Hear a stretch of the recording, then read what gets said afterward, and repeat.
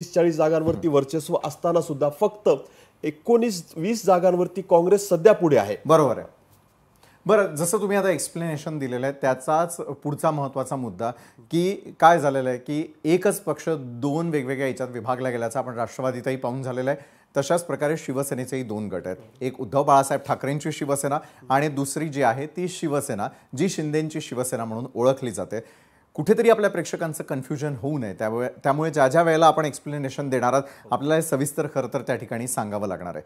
आता पक्ष नेतृत्वाचा मुद्दा त्या संदर्भातला आपण एक प्रश्न उपस्थित केलेला होता, कुणाच्या नेतृत्वावरती मुंबईकरांचा सर्वाधिक विश्वास असेल असं आपल्याला वाटतंय? तुमच्या समोर देखील ही आकडेवारी जी आहे ती पाहायला मिळते, आपले प्रेक्षकही ती पाहतील। मला आपल्याकडून समजून घ्यायचं आहे कुणाचं सक्षम नेतृत्व आणि त्या नेतृत्वावरती विश्वास आहे मुंबईकरांचा। आपण ज्यावेळेस हा प्रश्न विचारला होता की सक्षम नेतृत्व जो मुंबईचा विकास करू शकेल असा प्रश्न विचारला होता, उद्धव ठाकरे यांना 38% मतदारांची पसंती आहे। देवेंद्र फडणवीस 26, एकनाथ शिंदे 12, आशिष शेलार 9, वर्षा गायकवाड 7, राज ठाकरे 5, अबू आझमी 2, अजित पवार 1। यावरून एक स्पष्ट दिसते की उद्धव ठाकरे यांना सर्वाधिक पसंती आहे। परंतु ती पसंती म्हणजे काँग्रेसला जी मतं मिळतात त्या काँग्रेसचा जो मतदार आहे तो उद्धव ठाकरेंकडे किंवा शिवसेनेकडे उद्धव ठाकरेंकडे वळताना दिसतो। त्यामुळे त्यांची 38% म्हणजे 32 आणि 6% जवळपास काँग्रेसचे मतं इकडे शिफ्ट होताना दिसतात याच्यासाठी नेतृत्वासाठी।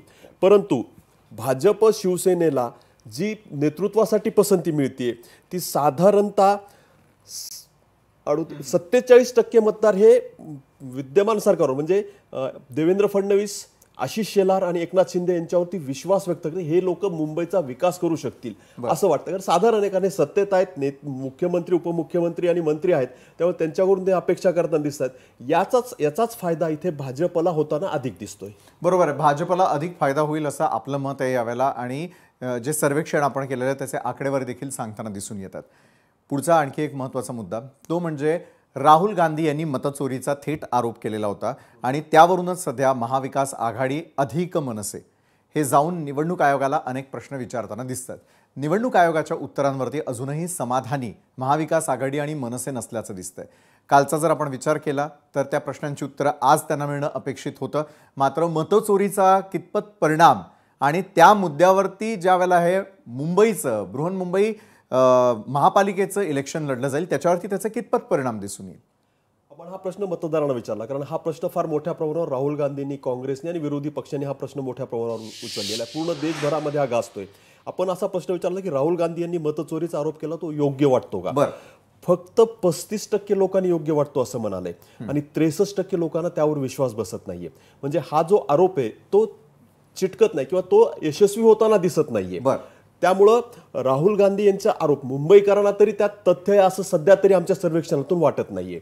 आणि आपण त्यानंतर एक दुसरा प्रश्न विचारला होता की महाराष्ट्राच्या निवडणुकीमध्ये मतचोरी झाली का किंवा आपल्या मतदारसंघात मतचोरी झाली का असे आपणास वाटते का असं मतदारांना विचारलं का? त्यांच्या अजून आताच त्यांनी लोकसभा विधानसभेला त्यांनी मतदान केलं होतं, तर फक्त 26% लोक म्हणतात की हो झाली आणि 72% लोक नाही म्हणतायत। म्हणजे यावरून असं स्पष्टपणे दिसून येतंय की 72% मतदारांना आपल्या मतदारसंघात किंवा महाराष्ट्रात मतचोरी झाली असं वाटत नाही। त्यामुळे राहुल गांधींचा जो आरोप आहे तो तितकासा महाराष्ट्रामध्ये इफेक्टिव्ह राहील असं सध्या तरी वाटत नाही। बरोबर आहे। एकूणच आपण 11 प्रश्न उपस्थित केलेले होते, त्या 11 प्रश्नांसंदर्भातली उत्तरं आणि त्याचा आलेला जो सर्वेक्षणाचा निकाल आहे, अंदाज आहे, तो अंदाज आपण समजून घेण्याचा प्रयत्न केला। तुर्तास वेळ झालेली आहे एका छोट्याशा ब्रेकची। ब्रेक नंतर तुम्हाला काय पाहायला मिळणार आहे तर मुंबई महापालिकेतील कसं असेल पक्षीय बलाबल, कोणत्या पक्षाला किती टक्के जागा मिळणार आहेत आणि किती जागा